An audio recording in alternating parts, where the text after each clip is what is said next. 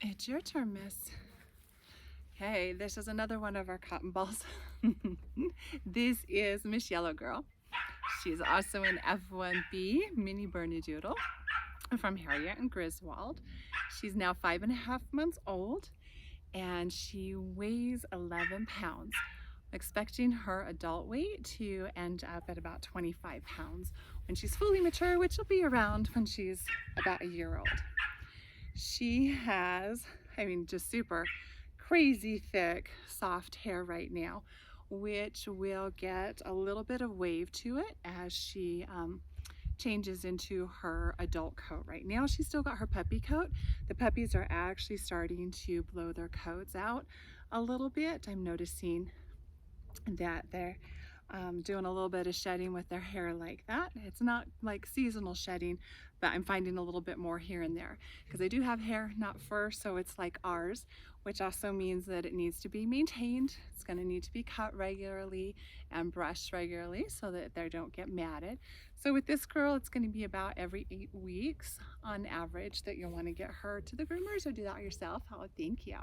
You can see she's very loving. She's very, very sweet. She has been super fun to work with and watch as she has grown and understood a little bit more. When she was little, she was so excited about everything when I first started working with her that I had to really watch how I handed treats to her because she would just try to take all my fingers in her little sharp puppy teeth. And so it was a little bit challenging working with her at first. Again, it was just because she was so excited about everything that we were doing and she would get distracted at times. Now, when I work with her, she's got much better focus. She still does. She enjoys life. She enjoys to see all that's around her. She's definitely very aware of her environment. So like in a new situation, she really likes to go check everything out first and then she can settle in and focus, thank you, on what we're doing. So if I'm taking her to a new spot that she hasn't been before and I would like to start working with her there, I do let her roam around a little bit and just sniff things out, and then she's good to go to start working. And she loves to work. Smart little girl, also extremely agile. She reminds me of her grandfather, Huckleberry, who's our 10-pound mini poodle, and I could be standing and I'd clap my hands and open my arms and he would leap into them, and she tries to do that so often when I go to pick her up. She's got a really high spring and very bouncy, very much loves to run around, like I said, and check everything out. And then she's good to come settle down, hang out with me on the couch or lay at my feet if I'm working on something at the kitchen table. So it's not like she has to have energy all the time, but she's definitely got a little bit higher. So most of the time she's nice medium energy level, and then she does have bursts of high energy, yes, where she likes to really show off and just be able to run around and be happy. And and that's really what it is when she's running around. It's just like sheer exuberance. She's extremely happy. She's really great with the commands. She knows the basics, sit and lay down. Although all of our puppies, it's kind of funny, they tend to get those two confused and they just go back and forth. Knowing one of them's going to work. But most of the time they stop and they go, oh yeah, I know which one you're saying. She can sleep in a crate at night. She's good to travel. She enjoys going in the car. She's good with introducing to new dogs and new people. Sometimes she will need just a little bit of time, which is understandable because, especially because of her size, and if they're a bigger dog or small children, sometimes they just don't know and the parents haven't taught them not to go get right down in a puppy's face and be hovering over them. That can be very intimidating for a small dog. So it's really important for introductions to be at a level where the puppy can feel confident and like somebody's not trying to hurt them, so they don't have that initial scare.